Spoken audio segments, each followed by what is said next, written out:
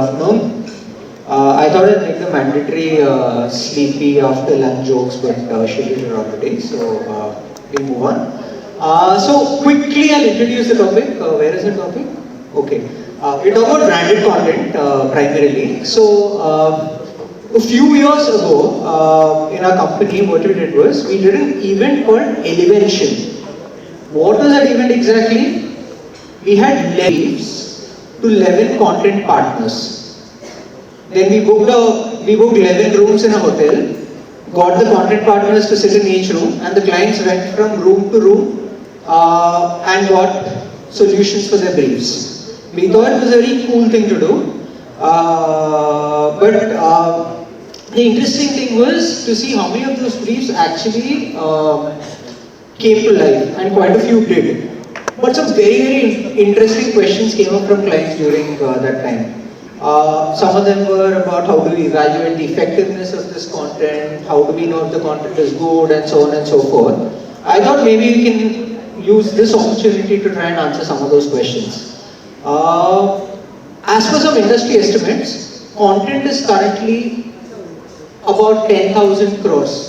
To put that in context, the entire advertising ecosystem is about 1 lakh crores, so that's 10% of the entire advertising ecosystem. And it's also growing at 15% year on year. This really reminds me of those early days when we used to do digital. Initially, though, we used to do digital saying, yaar, kuch fun karte hai, kuch experiment karte hai. But then eventually, questions about the effectiveness, how do we measure, etc., started coming up. And that's where we are with content. So, with that quick introduction, we can have the chair try and answer some of these questions. So, what we do is we go one by one, and if we'll ask their POV on how they would define content, and then we'll take it forward from there. And very quickly, 1 or 2 sentences. How would you define content?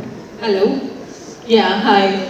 So, I think it's content is king is the old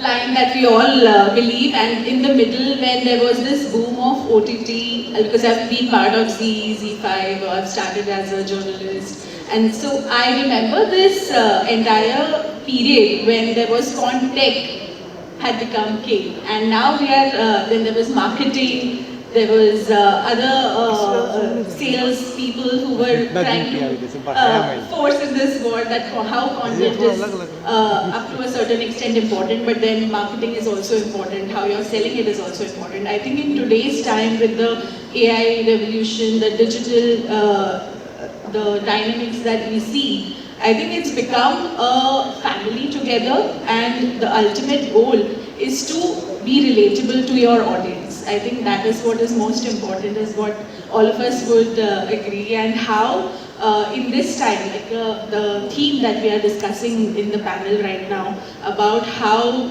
users are skipping ads, we're not all very interested to view advertisements when it's that it is called advertisement, which is why branded content, which is about subtle integration, how you really can see the real life examples of this brand being relatable to your daily life. I think that is how content has now evolved, and I think that's what we all are discussing. So essentially you're saying relatable.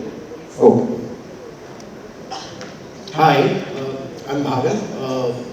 So according to me, content nowadays is something that we speak of, we talk of in our day-to-day life. Any communication, any conversation is becoming a content. And what she mentioned really relatable. So anything that you consume, be it in a 6-inch screen or a 55-inch screen, or while moving, digital out of home, everywhere, everything is content, right? The biggest content today is the endless aisle of your meta, which is your Instagram. You can actually, many of us have actually done that, right? We've not realized, and we've ended up scrolling through reels for at least an hour and not realized that it's been an hour. But we've ended up consuming that content because we feel that it's a daily conversation that somebody's put in there, and it's the same thing that we want to see somebody else doing it. So, end of the day, content is something that you want to consume and relate to. So, I would second the thought, relatable. So we have 2 relatable, 3. Yeah, I really have a two-line definition because I come from the space of creation. I think to me, branded content very simply is content that has a pull and doesn't force a push, and tells a story, doesn't sell a product outwardly. Super. So pull. It's a pull medium and not a push medium, while advertising is a push medium. Super. If I was on social, I would have seen the comments, I would have said +1. But I think content, there's a difference. Content for me is a story. Story can be a 30-seconder, it can be a 60-seconder, it can be, depending on the time the story is built. Content for me is a story. We have to be clear that what is content, what is ad. We should not say that an ad is a story. I don't look at ad as a story. I view ad as a performance format. So I'm personally very clear with content touches your heart emotionally. Ad does a transactional work for me in my head. Because if you do a survey and ask, do you love ads? Every one of us will skip an ad. No one would love an ad for the way it is crafted. Maybe they will love a content. They will love the characters, they will love the story, they will love the villain, they will love the trajectory in the story. But most of us hate ads. Most of us skip ads so that they can view the content. So content is a story, ad is transactional content for me. That's how I would look at both of them. Okay, super. But would you say an ad can be great content? An ad can it be great content? Can ad be great content? An ad can be a great content, yes it can be, but when the ad is a great content, again for me it would classify itself into a pure content piece which touches your heart. Ad touches your mind, ad basically touches your mind because it's transactional, content touches your heart for me. Because what happens is, if you infuse a story into an ad, it becomes a content for me. Ad, I look at it as a call to action content piece. That's how I look at it as an ad. That's why there's a nomenclature of ad to it. Or else it would have been a content. Very interesting. Interestingly, if you actually see the evolution of content, let's go back to the films. Earlier there used to be 60-seconder master, right? Now we've gone to a 10-seconder, 15-seconder. Why is it that nobody's been interested in test match? Everybody wants to play a T20. So, in the world of skippable, the best way of putting it, you've got that best 10 seconders. I remember, I think BMW or somebody had done this at 5-second skip. Yeah, thumb stoppers or something. So they created a 5-seconder ad. And they were not charged. This is something, tell your story in 5 seconds. They call it as thumb stoppers. Because what happens is this thumb of ours, it actually moves 600 meters on an average day. 600 meters. So this will actually become the longest finger for me. That's how we operate daily. So they wanted this thumb to stop. It can only stop if I view a content which is emotionally appealing, hence thumb stoppers. So yeah. Very interesting. You wanted to say something? Completely agree. Like content, how I think when you say how an ad can be a great content, if there is storytelling, what he was really mentioning, if it touches your heart, if it is about the daily hustle and bustle of our audience to whom you're targeting that advertorial or a branded content, I think you can also add, because you are into that space, so what are the kind of new age content pieces that are coming in? I think there's something interesting we just saw. Sure.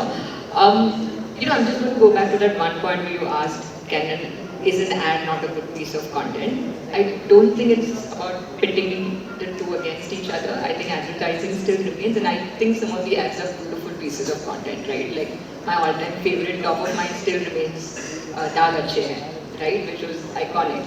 I think the reason why we are now trying to differentiate it because there is a new term that's come in, which is branded content, which is not called advertising, because the formats have now moved on from the 30-seconders to 2 minutes, 3 minutes, maybe 60-second reels.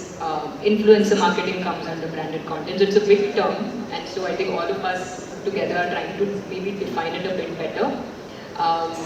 And yes, I think formats are just evolving. Like every morning you wake up and you realize, okay, maybe there's something new that I have to try. So of course we have reels, we have short forms, which is, a 3 to 5 minute film. You have the in-betweeners, 15 to 20 minutes, which some brands prefer to call in long formats, some still prefer to call short formats. There's of course the larger formats, again, where platforms are opening up to brand inclusion, right? So there's a trinity of a platform, a brand and a creator that's happening. And globally that's already started as a big trend. If I think the recent show, The Studio on Apple TV talks a lot about that in a fun way. And the other format which I think is picking up pace is microdramas, which are now vertical formats, less than 2 minutes. Everything needs to end in a hook. Basically, the same thumb principle. You shouldn't leave your device. And it's interesting, it's cost effective, again it's storytelling, but the brand can be integrated beautifully in it. I mean, it's interesting to say it's cost effective. I want to stop on this for a second, right? Some time ago, maybe 10, 15 odd years ago, when YouTube started introducing the skip button. I remember having a conversation with one of my clients back then, whom I don't want to name, Bajaj. So we were telling them, there is something called a skip ad. You can skip the ad and so on and so forth. So you'll end up paying a little more for an impression. However, you give option to users to either see it or not see the ad. And the marketing manager clearly told me, what is the disadvantage of not letting them skip? He said, we will irritate the users. To which he said, I love irritating users. Don't give me this bullshit. So from there we moved to this. But that said, a lot of marketers to this day try to compare the cost effectiveness of content to the cost effectiveness of regular advertising. I'd love it if someone from the panel who represents clients can take a punt at this. So I'll put some numbers to it, right? I make a regular YouTube video non-skippable. I get an effective cost per view of 9 paisa, 10 paisa, or whatever that is. I run it as a skippable, I'll still get it at 12, 13, 15 paisa. I run the same thing to content creators. I end up paying 50 paisa, 60 paisa. That's 5x the premium. Why? Why would I want to do that? Apart from brand love. So if you create a content piece in which the message is delivered, the classic ways of saying, in the first 6 seconds, if the objective is to drive reach, I would purely go into the first quadrant, which is push it as a media reach builder. The objective is media reach. So if the message is delivered in the first 6 seconds, that for me is a media reach builder film. So I'll push it to drive reach. I'll measure it on impressions. I'm not going to measure how many people, 25% time view, 50% time view, 75%, no, I'm not looking at that. But when there's a bit of a story, there's a bit of a drama, I'll actually pay a 5x premium influencer.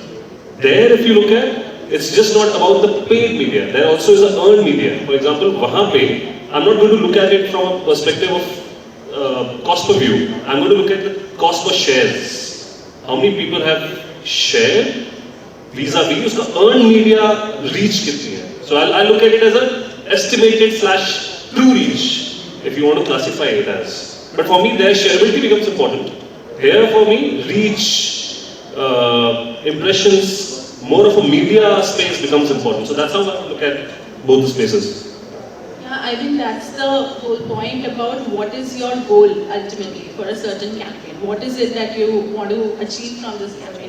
What's the objective of the campaign? If you really want to just drive engagement, you want to create awareness for a product. If it is obviously with the markets also today, B2B, B2C, every brand has a different objective of a certain campaign, but ultimately you cannot, there was also a time when we used to say that, okay, YouTube is for long form content.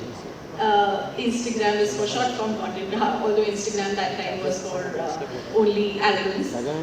But today I think it's, the lines are blurred. And it's completely on the prerogative of the brand and the marketing manager to decide what is your objective with a certain content. You cannot really decide that if it is a B2B, you should only do LinkedIn. Even today, like there is this belief, but I think today all the B2Bs are also there on Instagram. They are also driving just for awareness. They are doing their campaigns and creating a reputation for the brand.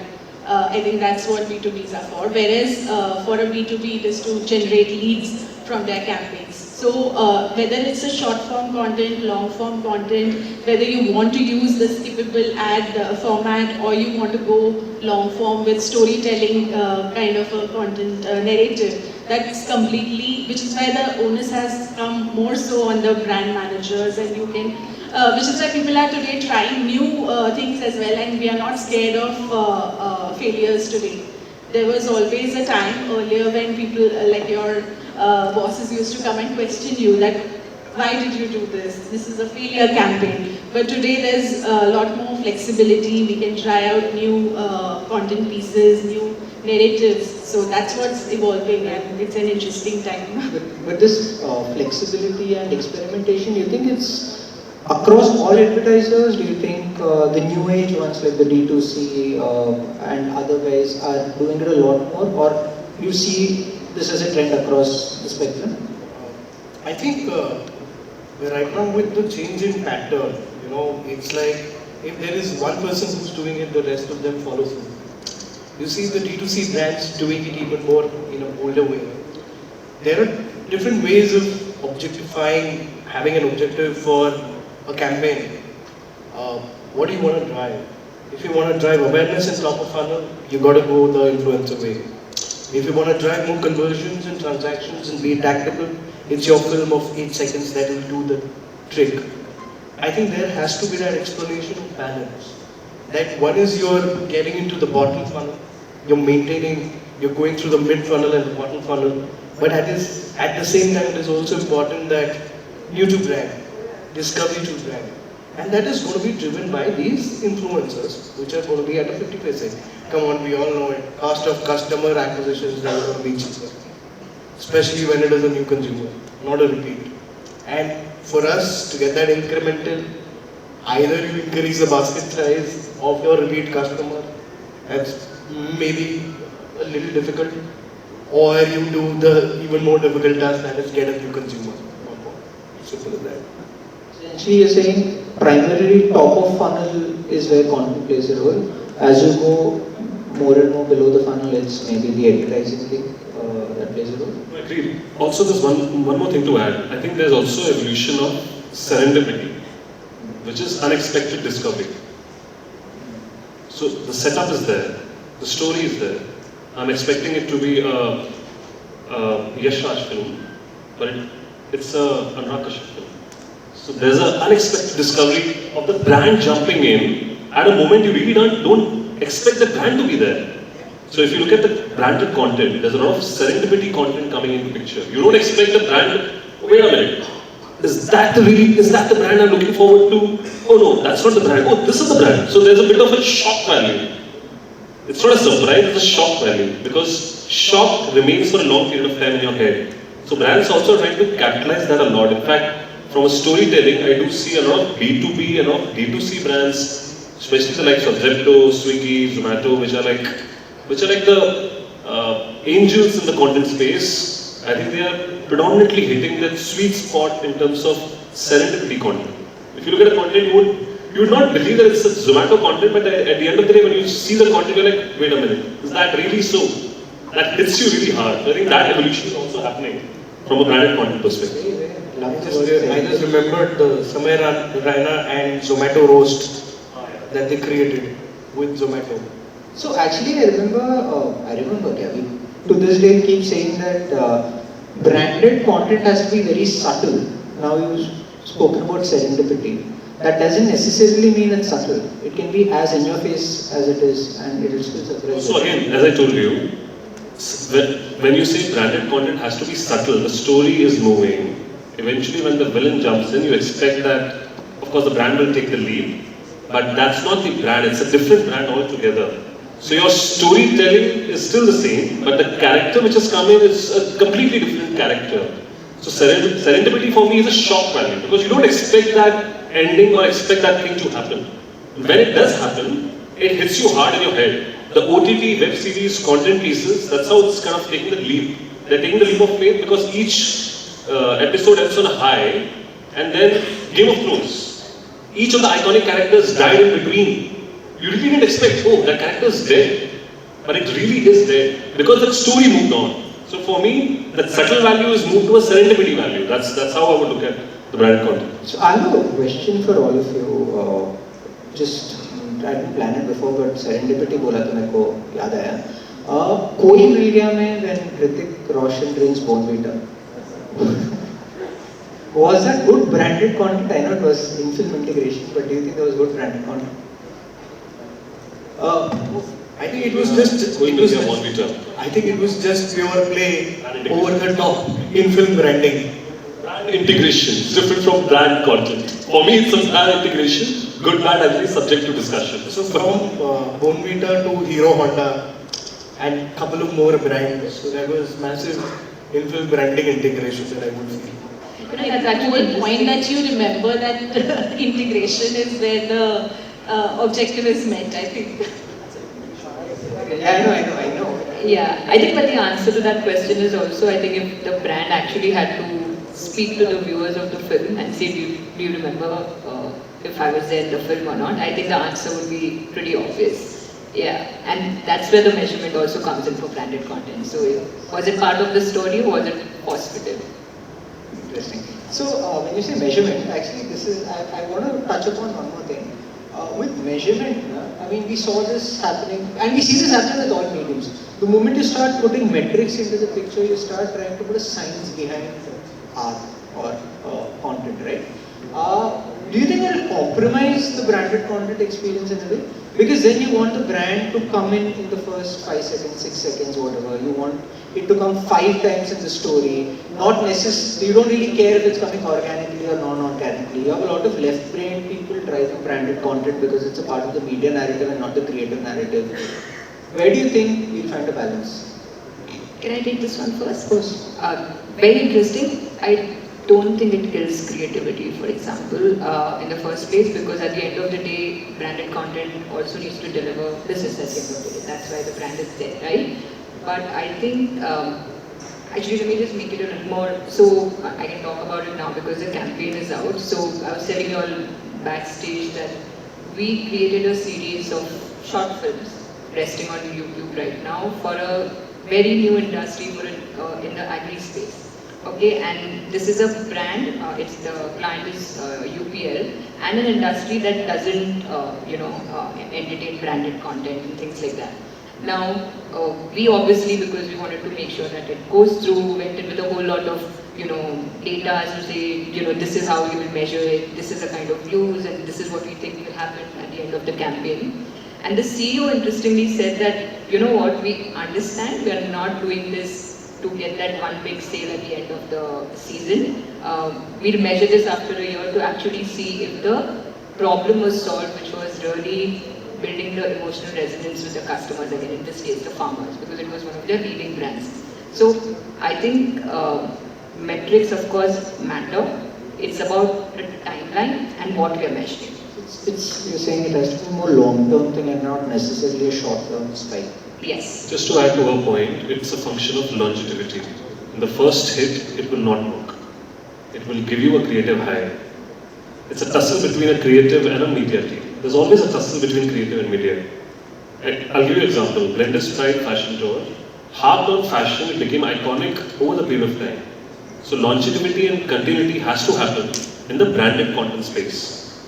Working at ITC earlier, we used to do for Be Natural fruit beverages. We had music as a content piece, and we realized that fruits are made from 100% Indian farmers.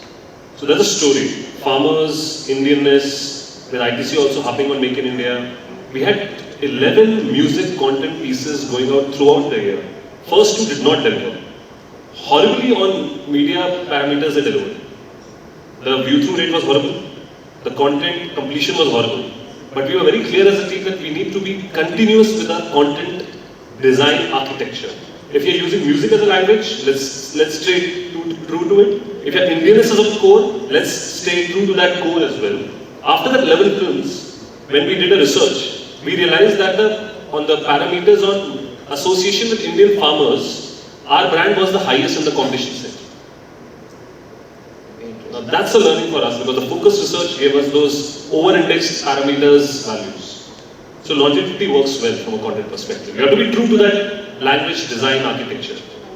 So you were doing a music festival with this? You said music. What were you doing with this? Sorry. So we use music and we created music pieces for Mother's Day, all those moments. So if you were to do that today, would you get it done through musicians or would you say suno.ai?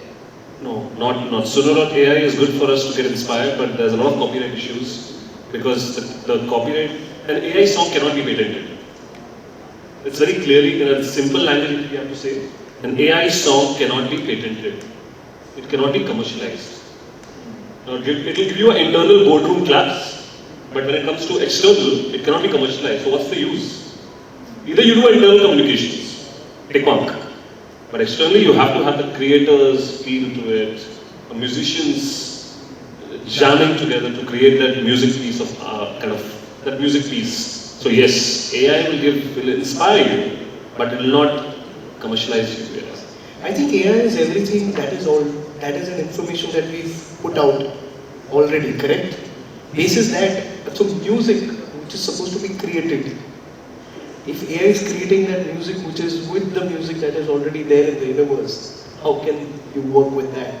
It has to be creation. Just to add to the point, in fact, we created a content piece with AI. I was discussing it's a recent conversation. The music production person said that your piece of content has been picked up from the AI. That tune for you seems to be a creation, but when it goes out and when the software kind of tracks it and audits it has been picked up from some scratchy part of the universe. So your audit, plagiarism, it's a very tricky space to be in. So FII, AI, good for you, good for the boardroom, good for the indoors, but when it comes to commercialization, always go for creations from scratch. And that's the same experience for everyone who are using AI. What do you have to say about AI? I mean, from a creative perspective, I think AI to us helps in a lot of hyper-personalization. So I don't think I can comment on the music bit. But yeah, I think just from the usage of AI, again, like if I take the same example of short films, now to recreate it in 40 regional languages, because we are talking to an audience of farmers, right, in the most kind of secluded, isolated places as well. To recreate it in multiple regional languages is where AI definitely helps, which probably wasn't the cost-effective option earlier, right, a few years ago. So for us, AI helps, of course, a little bit in creating the right maybe visuals at time, but more in hyper-personalization. And because branded content needs to go local, otherwise it's not going to work in the long term. So it's a combination of using AI to build then? Yes, I think AI for us, and the way I see it, is to enhance what you're creating, and then take that further. I think it's it's an assistant that you can use to adapt your content pieces and different things, but when you're creating an original idea, then you have to have real human thoughts. Super. Okay, so we have 2 minutes to go. So 30 seconds per person. Very quickly, one example of a branded content that you recall, that you've seen or have been inspired by in the last 2 years, 3 years, 10 years, 20 years. I think today every content piece we see is some way or the other turn out to be a branded content. But when you just said that and we were discussing, the Zepto Son Papdi campaign is something that's stuck in my head, because it's also about the cultural nuances that we've seen and how it's relatable, how it's also having a human angle to it, and at the same time it's funny, new age. So I think that's something I recollect. Correct, Rahul Dravid, Kormangala Ka Gunda. I think many of us did not see that part of Rahul Dravid. So, Address on I think for me it would be, I'm not sure about the timeline, but Dove's real life sketches. I think they beautifully did the whole keeping the real human component. They also used AI very effectively for, skin texture, skin tones, all of that. So, and multimedia, so it was beautiful. I think there's content fatigue. I really can't recall anything which I watched yesterday, today. So much of content fatigue, so much of pressure on the creative folks. I can think of Cadbury, which khas hai zindagi, and Fairy Calls. iconic by Mr. Piyush Pandey. I think those are iconic content pieces which are still, it's a legacy. I think it will remain on. So we used to call them ads back then, but they're actually content. We used to call them ads back then, but they're actually content. Yeah, that's it. So I think we are done. Up with the time. Thank you so much. Thank you with smiles on your faces.